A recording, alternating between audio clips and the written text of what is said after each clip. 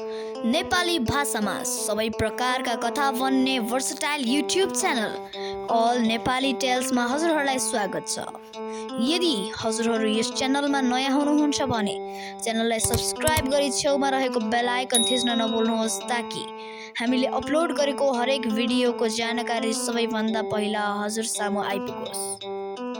आजको यस श्रृङ्खलामा भने हामीले एउटा ज्ञानवर्धक र सन्देशमूलक कथा लिएर आएका छौँ। यस कथाको शीर्षक रहेको छ हेपाईको परिणाम र यस कथाका लेखक तथा रचनाकार हुनुहुन्छ श्री आयुष काफ्ले। अब ढिला नगरिकन सुरु गरौँ अल नेपाली टेल्स एपिसोड 6 भाग 6। रमेशको एउटा सानो घर थियो जहाँ ऊ र उसको परिवार बस्थे।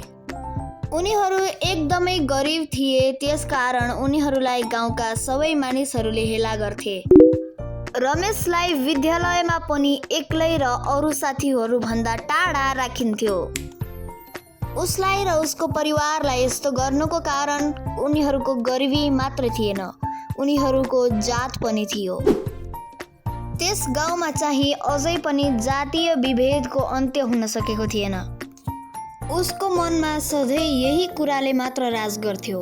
ऊ अब पागल मात्र हुन बाँकी थियो। एक दिन जुन मङ्गलबारको दिन थियो, ऊ उसका केही साथीहरूसँग आफ्नै घरमा टोलाउँदै बसिरहेको थियो। उसका साथीहरू भने कक्षामा झैँ अलिक टाढा नै बसेका थिए। उसलाई त्यही कुराले पनि अझ बढी सताइरहेको थियो। वास्तवमा उसका साथीहरू खेल्न भनी गएका थिए। उनीहरू खेल्दा खेल्दै थाकेर आराम गर्ने ठाउँ खोज्दै थिए। रमेशको घर उनीहरू खेलिरहेको ठाउँको नजिक भएकाले उनीहरू त्यही घरमा आराम गर्ने भनी पुगेका थिए। तर उनीहरू कसैका बुबाआमाले पनि उनीहरूलाई रमेशको घर जान अनुमति नै दिन्थेनन्। त्यसैले उनीहरू कसैले पनि आफ्ना आमा बुबालाई केही थाहा नदिकन रमेशको घर केही क्षण आराम गर्न भनी पसेका थिए। रमेश केही क्षण त्यसरी नै टोलाइरह्यो। साथीहरूले उसलाई केही पनि कुरा सोधेनन्, वा भनौँ उनीहरू रमेशसँग बोल्न नै चाहेनन्। मानौ त्यहाँ भएका कसैले पनि रमेशलाई नचिनेको होस्। रमेश पनि उनीहरू कसैसँग बोल्नै खोजेन, किनभने उसलाई धेरै नै तनाव भइरहेको थियो। त्यतिकैमा रमेशलाई तिर्खा लाग्छ। उसले आफ्ना साथीहरूको हातमा बोतल देखेर उनीहरूलाई सोध्छ, ए साथीहरू, तिमीहरूसँग जुठो नभएको पानी छ होला?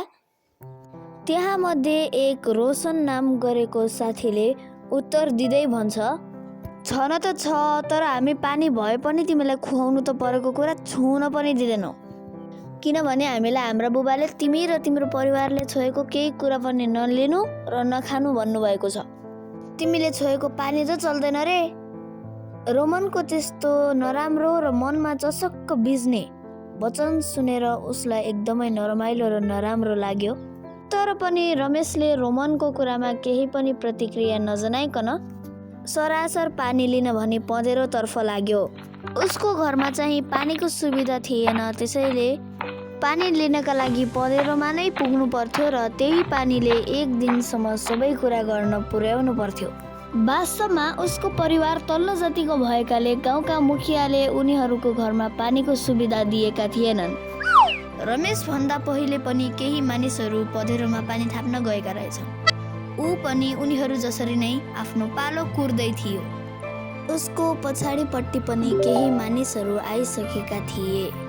एक साजिद नाम भएको केटा पनि रमेशको पछाडि नै थियो। उसले भन्यो, ए केटा हो, सुन त, यो रमेश तल्लो जातको होइन र, अनि यसले छोएको पानी पनि चल्दैन। त्यसैले हामी पहिला जाउँ र पानी भरौँ, अनि अन्तिममा चाहिँ यसलाई जान दिउँला, हुन्न? उसको त्यस्तो कुरा सुनेर अर्को मानिस अनिसले थप्दै भन्यो, हुँदैन, त्यस्तो कहाँ हुन्छ र, आज यसले यो धारालाई छोयो भने यो धारा नै अपवित्र हुँदैन भने?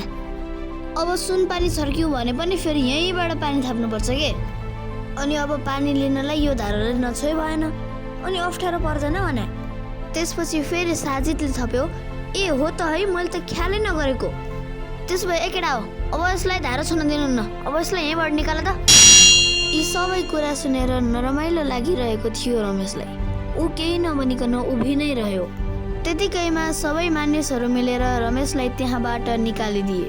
पँधेरोमा त्यसरी अपमानित भएर निकालिएको रमेश कुटाइको दुखाइले वा अरू यातनाका कारणले रुँदै रुँदै बाटोमा हिँडिरहेको थियो। उसलाई धेरै नै पिर परिरहेको थियो। अचानक उसले एक वर्दी नलगाएका जवान प्रहरीलाई देख्यो।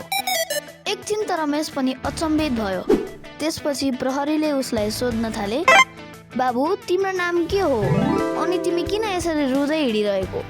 रमेशले आफ्नो परिचय दिँदै आफूसँग घटेका सम्पूर्ण घटनाहरू प्रहरीलाई सुनायो। ए त्यस्तो पो भएको हो? अनि यस्तो कुराको बारेमा तिमीले हामीलाई पहिले नै खबर गर्नु पर्दैन त? हामी हाम्रो टोलीलाई लिएर उनीहरूलाई समाउनका लागि पहिले नै आउँछौँ नि। कठै तिम्रो मनमा कति चोट पर्यो होला। यो जातीय विभेद र छुवाछुत अन्त्य भइसकेको 21औं शताब्दीमा आएर पनि तिनीहरूले यस्तो जातको कुरा गर्ने? अब म तिनीहरूलाई कुनै हालतमा पनि छोड्दिनँ।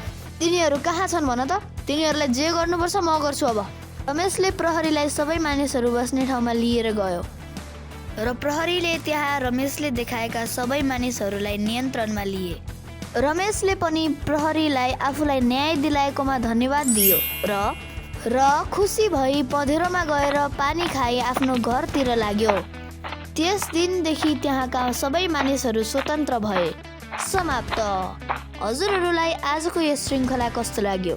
जस्ताको त्यस्तै प्रतिक्रिया गएर कमेन्ट बक्समा लेख्न नभुल्नुहोला।